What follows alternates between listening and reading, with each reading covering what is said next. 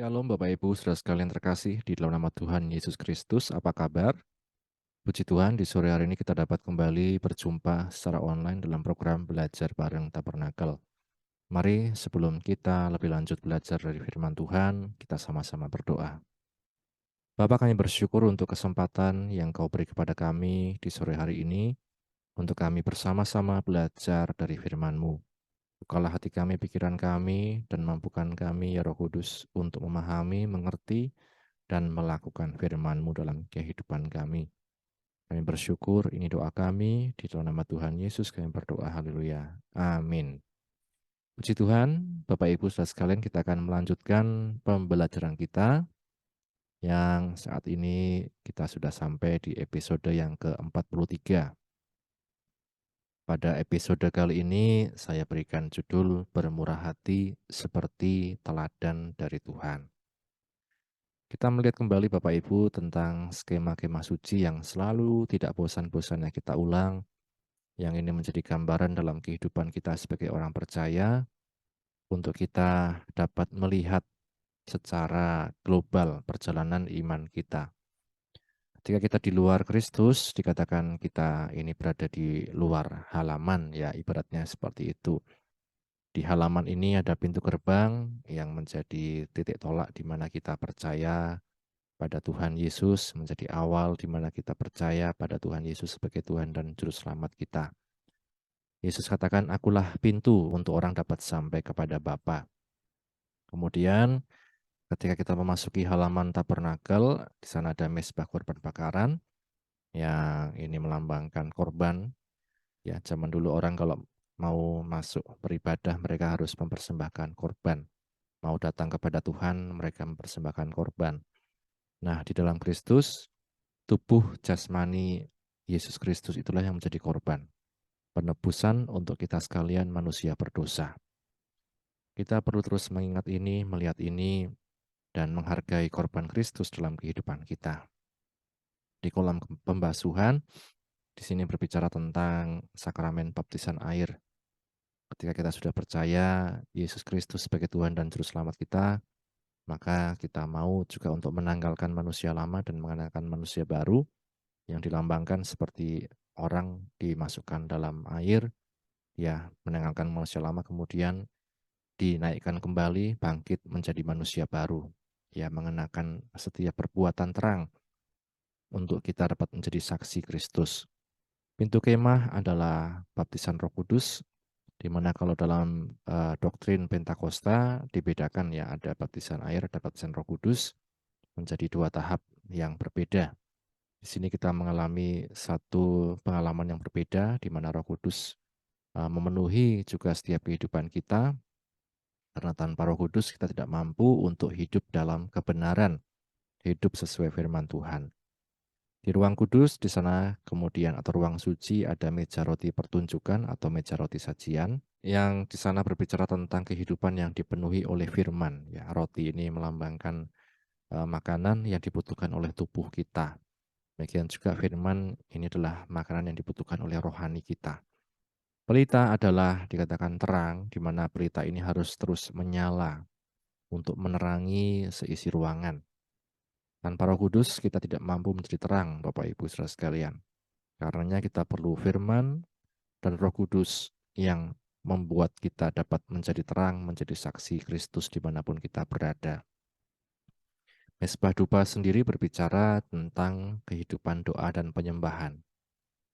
Kehidupan doa dan penyembahan yang ini dinaikkan terus menerus di hadapan Tuhan, menjadi dupa yang berbau harum di hadapannya. Dalam arti kita berdoa menyembah Tuhan bukan hanya saat di gereja, saat ada ibadah, tetapi dimanapun kita berada, di rumah, di jalan raya, saat kita bekerja, sekolah, kuliah, kita menaikkan setiap doa penyembahan kita di hadapan Tuhan. Bukan kemudian dalam ritual yang khusus, tapi dalam hati kita, kita terus terkoneksi, ya, terhubung dengan Tuhan. Pintu tirai adalah lambang kemanusiaan kita, ego kita, dan berbagai macam hal yang berhubungan dengan kedagingan kita, yang dikatakan kita mau untuk melakukan kehendak Allah tetapi tidak mampu. Dan saat Yesus tersalib, pintu tirai di bait suci terbelah dari atas sampai ke bawah menjadi dua. yang di sana diartikan bahwa itulah kedagingan manusia, ego manusia hanya bisa dihancurkan oleh korban Kristus. Ya Bapak Ibu saudara sekalian, kita dengan kekuatan kita sendiri pun tidak mampu untuk melakukan setiap hukum Taurat, setiap kebenaran Allah. Tetapi dikatakan Kristuslah yang menjadi kebenaran dalam hidup kita. Yesus, engkaulah kebenaran sejati. Dan ketika kita beriman kepada Yesus, maka kita pun dapat dikuatkan, dimampukan ya untuk terus-menerus hidup sesuai ya hidup berjalan dengan firman Tuhan. Di ruang mahasuci itulah tabut perjanjian yang melambangkan persekutuan yang sangat erat, intim ya. Di sana ada hadirat Allah yang luar biasa, maka kita pun dapat bersekutu ketika kita ada di ruang tersebut. Tidak sembarang orang di perjanjian lama bisa masuk ke ruang tersebut, Bapak Ibu. Tetapi di perjanjian baru dalam Ibrani dikatakan Yesus itu menjadi jalan yang baru untuk kita dapat masuk menghadap tahta kasih karunia, untuk kita dapat masuk ke hadirat Tuhan. Maka inilah gambaran karya Kristus dalam kehidupan orang percaya, ya, yang itu sangat luar biasa. Bapak Ibu saudara sekalian, di waktu yang lalu kita belajar tentang satu prinsip sebelum mulai bekerja. Prinsip ini dapat terus kita pegang dimanapun kita berada. Entah bekerja di rumah, bekerja di perusahaan, di Indonesia, di luar negeri, dan lain sebagainya. Apa prinsipnya? Yaitu tentang hari Sabat. Dikatakan di Keluaran 35, 6 hari lamanya boleh dilakukan pekerjaan, tapi pada hari yang ketujuh haruslah ada perhentian kudus bagimu, yakni Sabat. Hari perhentian penuh bagi Tuhan. Setiap orang yang melakukan pekerjaan pada hari itu haruslah dihukum mati.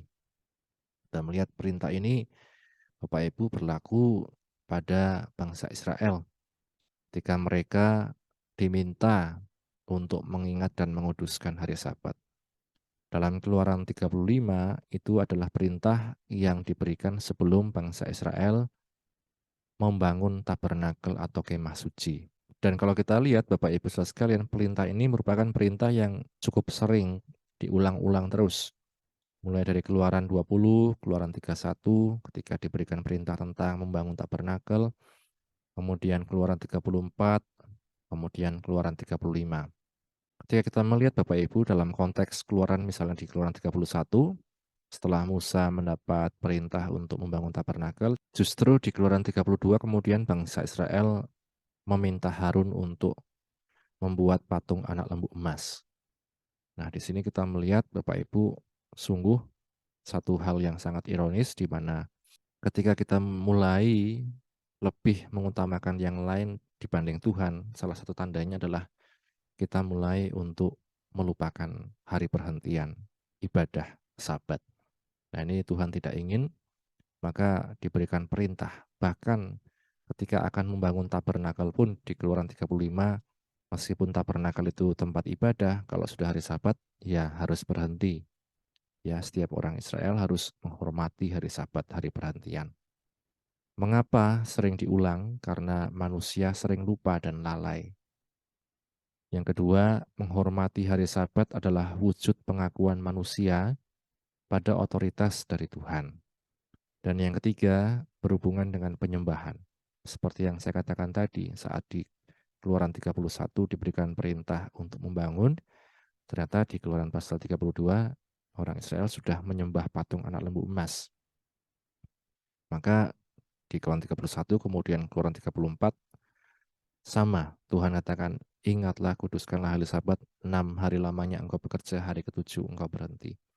Jangan lupakan ibadah, Bapak Ibu sekalian, kalau kita sudah sibuk bekerja, melakukan banyak hal, ya diberkati Tuhan, kita bisa lupa lalai, malah healing, malah dolan saat hari ibadah, dan lain sebagainya. Akibatnya, Bapak Ibu, penyembahan kita ini mulai bergeser dari Tuhan kepada yang lain, bahkan kepada harta duniawi kita dan lain sebagainya. Konsekuensi bila melanggar dikatakan di Keluaran 35 tadi adalah mati. Kalau ada orang yang melakukan kegiatan, aktivitas, bahkan menyalakan api, di hari Sabat mereka harus mati. Di Bilangan 15 ayat 32 dan seterusnya, kita melihat contoh kisah ada orang yang mencari kayu api di hari Sabat, kemudian ketahuan, kemudian apa yang terjadi? Dia dilontari batu sampai mati. Apakah terlihat kejam? Ya, tentu saja kalau kita lihat dari kacamata kita sebagai manusia adalah itu sangat kejam ya. Tetapi mengapa demikian? Kalau kita kembali lagi bahwa itu sebenarnya wujud pengakuan manusia kepada otoritas Tuhan dan berhubungan dengan penyembahan kita kepada Tuhan. Firman Tuhan katakan jangan ada Allah lain di hadapanku, maka kita melihat ini yang dirindukan Tuhan dalam setiap kehidupan kita. Makna bagi kita sekarang, ingat selalu dan kuduskan hari Sabat. Adakan hari perhentian. Bapak Ibu, saudara-saudara, teman-teman yang sangat sibuk bekerja, bahkan minggu pun bekerja. Tentu ada hari lain, ada waktu lain untuk beribadah. Manfaatkan itu. Jangan sampai kita lupa pada ibadah. Jangan sampai kita lupa pada Tuhan. Kita mungkin sudah diberkati dengan berbagai macam kenikmatan, gaji yang lumayan, dan sebagainya. Mari ingat dan kuduskan hari Sabat. Jangan justru ditinggalkan, justru mengutamakan relasi bisnis, mengutamakan yang lain, dan lain sebagainya. Jangan menyembah Allah lain, termasuk setiap penghidupan kita, uang, ya ketenaran, dan lain sebagainya. Saat dulu tidak bukan siapa-siapa, kita setia. Saat kita sekarang sudah menjadi siapa-siapa, punya uang, terkenal, lupa sama Tuhan. Nah, ini jangan sampai terjadi demikian. Karena pengabaian kepada hari Sabat dapat mengakibatkan kematian, baik rohani maupun jasmani. Misalnya, orang yang lupa ibadah, tentu rohaninya lama-lama ngelokro bahasanya ya, kendor. Dia tidak lagi menghormati otoritas Tuhan, dan lain sebagainya. Tentang jasmani, Bapak Ibu, kalau orang diforsir terus bekerja tanpa istirahat, tanpa ada perhentian, dia bisa mati. Ya, ini berhubungan jasmani, rohani ini berhubungan semua. Nah, saat ini kita kemudian melanjutkan lagi pembahasan kita, pembelajaran kita yang saya beri tema tadi, bermurah hati seperti teladan dari Tuhan. Bermurah hati seperti teladan Tuhan. Kalau kita baca Keluaran pasal 35, ya, kalau kita baca secara keseluruhan, Bapak Ibu Saudara sekalian, dari Keluaran pasal 35 mulai dari ayat yang keempat, berkatalah Musa kepada segenap jemaah Israel, inilah firman yang diperintahkan Tuhan, bunyinya, ambillah bagi Tuhan persembahan khusus dari barang kepunyaanmu. Setiap orang yang terdorong hatinya harus membawanya sebagai persembahan khusus kepada Tuhan. Emas, perak, tembaga, kain ungu tua, kain ungu muda, kain kirmisi, lenan halus, bulu kambing, kulit domba jantan yang diwarnai merah, kulit-kulit lumba-lumba, kayu penaga, minyak untuk penerangan, rempah-rempah untuk minyak urapan, dan untuk ukupan dari wangi-wangian, permata krisopras, dan permata tatahan untuk baju efod dan untuk tutup dada. Segala orang yang ahli di antara kamu haruslah datang untuk membuat segala yang diperintahkan Tuhan. Ya, sampai di sini kita baca. Berbahagia setiap kita yang baca, mendengar, dan juga yang melakukan firman Tuhan. Bapak, Ibu, Saudara sekalian, kita dapat melihat ada perintah dari Tuhan untuk setiap orang yang terdorong hatinya. Jadi bukan paksaan. Terdorong hatinya untuk mempersembahkan persembahan khusus, emas, perak, dan tembaga. Kemudian tadi juga ada bahan-bahan lain diminta untuk mempersembahkannya untuk pembangunan kemah suci. Yang kedua, bukan hanya harta benda. Dikatakan orang yang punya keahlian khusus dalam memintal, dalam bertukang, dan lain sebagainya, dikatakan diminta untuk ikut membantu. Ya, jadi Bapak Ibu Saudara sekalian, ini bukan hanya berbicara tentang barang-barang, tetapi juga keahlian itu bisa dipersembahkan kepada Tuhan. Nah, kita lihat di sana Bapak Ibu ada perintah untuk orang yang terdorong hatinya. Jadi bukan paksaan ya. Ini menjadi satu garis bawah dalam kehidupan kita. Kita mau berbuat pada Tuhan, mempersembahkan sesuatu kepada Tuhan, jangan sampai merasa itu dipaksa, tetapi dikatakan terdorong hatinya. Kita melihat bahwa sesudah perintah ini, di ayat yang ke-21, di sana dikatakan, sesudah itu, datanglah setiap orang yang tergerak hatinya, setiap orang yang terdorong jiwanya membawa persembahan khusus kepada Tuhan untuk pekerjaan melengkapi kemah pertemuan dan untuk segala ibadah di dalamnya dan untuk pakaian kudus itu. Jadi setelah ada perintah, mari orang-orang yang terdorong hatinya kita mempersembahkan kepada Tuhan apa yang bisa kita persembahkan, emas, perak, tembaga, permata, krisopras, dan lain sebagainya. Tapi di sisi lain kalau ada yang punya keahlian sesuatu, kita juga persembahkan kepada Tuhan. Dan di ayat yang ke-21 tadi dikatakan setelah perintah itu, maka orang dikatakan setiap orang yang tergerak hatinya, setiap orang yang terdorong jiwanya, mereka mempersembahkan, membawa persembahan khusus itu kepada Tuhan. Setiap orang yang ahli pun demikian, mereka berkumpul untuk membantu pekerjaan Tuhan. Dan ini Bapak Ibu menjadi pelajaran juga untuk kita sebelum membangun, ya sebelum melakukan sesuatu, dikatakan bukan hanya dengan kekuatan kita sendiri, kita mampu, wah pokoknya saya mampu, tapi dikatakan melibatkan orang lain. Bangsa Israel diminta untuk mempersembahkan harta, tenaga, keahlian, dan lain-lain. Pelibatan Bapak Ibu, ada melibatkan orang lain, jadi bukan hanya dengan kehebatan, wah saya mampu, saya bisa sendiri, ya ini tidak bisa.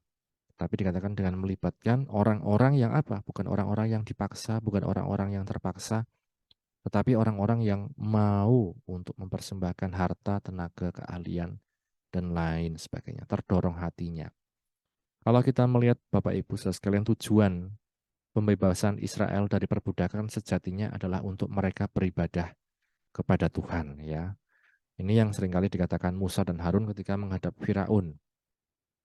Di Keluaran pasal 8, ini kita flashback Keluaran pasal 8, mulai ayat 1, dikatakan berfirmanlah Tuhan kepada Musa, pergilah menghadap Firaun dan katakan kepadanya, beginilah firman Tuhan, biarkanlah umatku pergi supaya mereka beribadah kepadaku.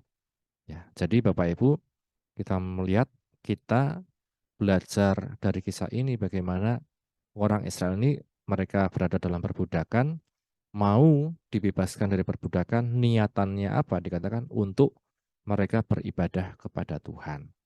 Nah, maka ketika di padang gurun, mereka mengeksekusi itu ya. Mereka benar-benar dikatakan Tuhan berikan perintah. Untuk apa? Mereka beribadah. Dalam cara apa? Yaitu dengan melalui tabernakel. Ya, membangun tabernakel sehingga mereka dapat beribadah kepada Tuhan. Jadi pembangunan ini Bapak Ibu sejatinya adalah satu rencana dari Tuhan sendiri. Ketika dia bebaskan bangsa Israel untuk apa? Beribadah kepada Tuhan. Beribadahnya seperti apa? Dengan membangun sebuah kemah suci, tabernakel. Nah ini Bapak Ibu, beribadah juga kalau kita lihat dalam hubungan tadi, di Keluaran 35 tadi, itu salah satu wujud bentuknya memberi persembahan dalam bentuk apapun. Seringkali kita agak alergi ya kalau sudah bicara tentang persembahan, baik uang, baik apapun, ya kita pikir, kenapa harus seperti itu? Tapi kalau kita lihat tadi Bapak Ibu, beribadah salah satu unsurnya adalah dengan memberi persembahan, baik dalam bentuk apapun. Dalam bentuk uang, dalam bentuk tenaga, keahlian, dan lain sebagainya.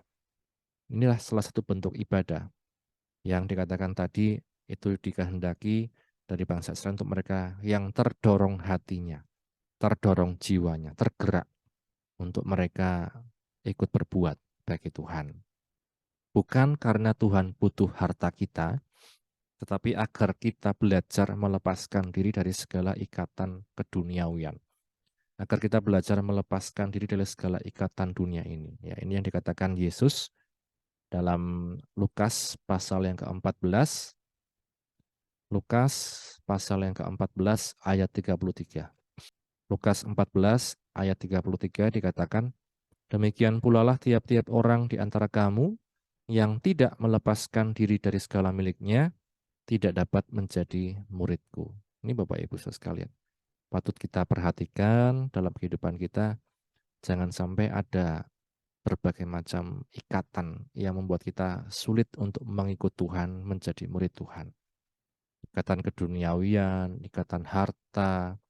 Kalau kita belajar di HBS, dunia ini dengan segala keinginannya akan segera sedang menuju kemusnahan. Nah, berbicara tentang keinginan mata, keinginan daging, keangkuhan hidup, dan lain sebagainya. Maka kita belajar menjadi orang Kristen, menjadi murid Tuhan itu bukan sekedar kita mau enaknya saja, mau dapat berkat, mau dapat yang nikmat-nikmat, tetapi juga mau melepaskan diri dari segala yang mengikat kita, entah itu termasuk harta, benda, dan lain sebagainya. Bukan karena Tuhan butuh, ya kalau kita pikir Tuhan butuh, atau kalau zaman sekarang, nanti paling karena pendetanya butuh. Tapi dikatakan agar kita belajar melepaskan diri dari segala ikatan dunia ini. Belajar melepaskan diri. Maka itulah perbedaan orang yang tergerak hatinya, terdorong jiwanya dengan orang yang tidak. Tidak perlu dioprak-oprak, bahkan ada kadang ya memang ini kesalahan juga dari hamba Tuhan yang sampai mengancam. Kalau engkau tidak beri persembahan, perpuluhan, maka ini yang akan terjadi hukuman dan lain sebagainya. Kadang seperti nada mengancam. Kalau kita kembalikan kepada firman Tuhan, Bapak Ibu, semua itu diawali dari apa?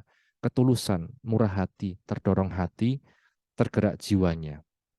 Maka kalau kita memberi pun kepada Tuhan, jangan sampai dorongannya karena takut tidak diberkati, takut ancaman.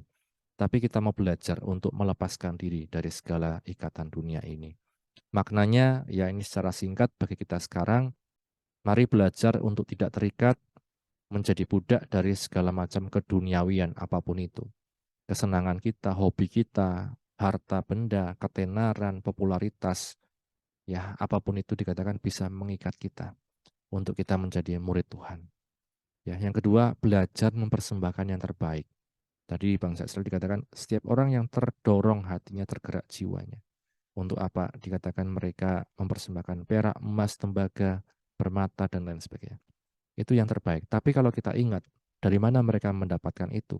Kalau kita flashback Bapak Ibu saudara sekalian, ketika bangsa Israel akan keluar dari tanah Mesir, Tuhan memerintahkan juga dikatakan agar bangsa Israel ini meminta kepada bangsa Mesir segala macam emas, perak, harta, dan lain sebagainya. Dan Tuhan membuat bangsa Mesir bermurah hati. Ya, entah karena mereka sudah muak juga bangsa Israel ada di sana, akhirnya membuat berbagai macam tulah, ya, mengakibatkan berbagai macam tulah dan lain sebagainya.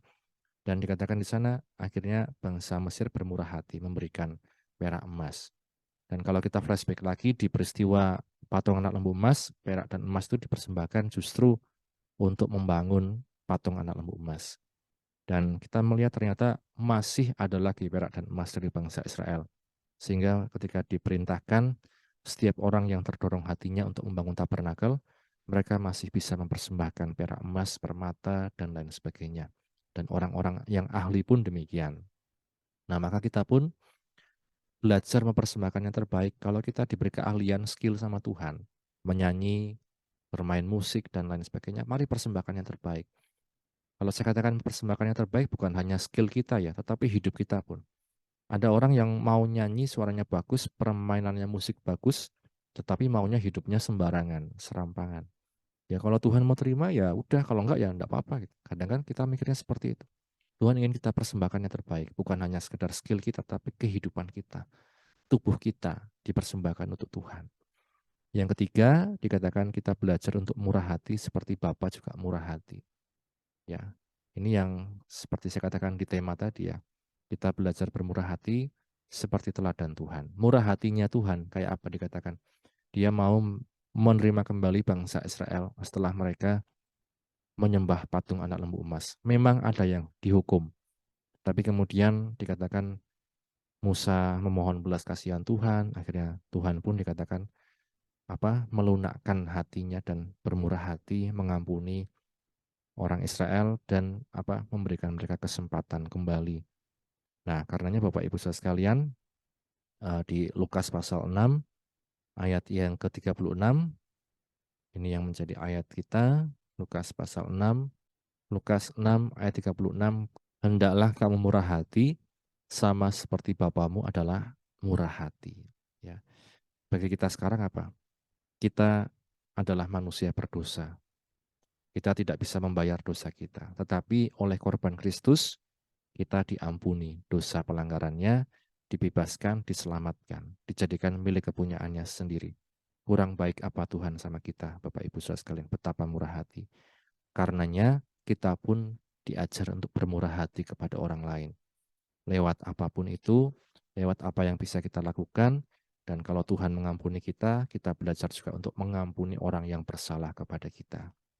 Ya, Tuhan pernah juga memberikan perumpamaan ya, Yesus berikan perumpamaan ada orang yang berutang 1.000 talenta, akhirnya dihapuskan karena raja bermurah hati.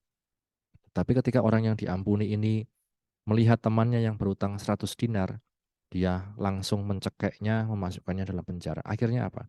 Raja ini tahu, kemudian orang yang tadinya diampuni dimasukkan ke penjara, bertemu, diserahkan kepada Algojo-Algojo. Nah, kita belajar Bapak Ibu, kalau Tuhan sudah murah hati sama kita diampuni dosanya, kita dijadikan milik kepunyaan sendiri, mari kita juga belajar bermurah hati, mengampuni orang lain, berbuat baik. Apa yang bisa kita lakukan untuk juga menjadi saksi Kristus terang dimanapun kita berada. Kiranya firman Tuhan ini menjadi kekuatan bagi setiap kehidupan kita, sama-sama kita berdoa. Bapak, kami bersyukur untuk firman-Mu yang telah kami baca, kami dengar, kami renungkan. Nolong kami untuk meneladani kemurahan hati-Mu, dan memampukan kami juga untuk bisa bermurah hati kepada orang-orang lain Tuhan, mengampuni orang yang bersalah kepada kami, bahkan juga berbuat bagi orang-orang yang mungkin membutuhkan. Berkatilah anak-anak-Mu yang sudah mendengar firman-Mu dimanapun berada, dalam apapun yang mereka pergumulkan, kerjakan Engkau yang menolong. Kami bersyukur, kami akhiri Tuhan program kami di sore hari ini, hanya di dalam nama Tuhan Yesus kami berdoa. Amin. Puji nama Tuhan, Tuhan Yesus berkati kita sekalian. Amin.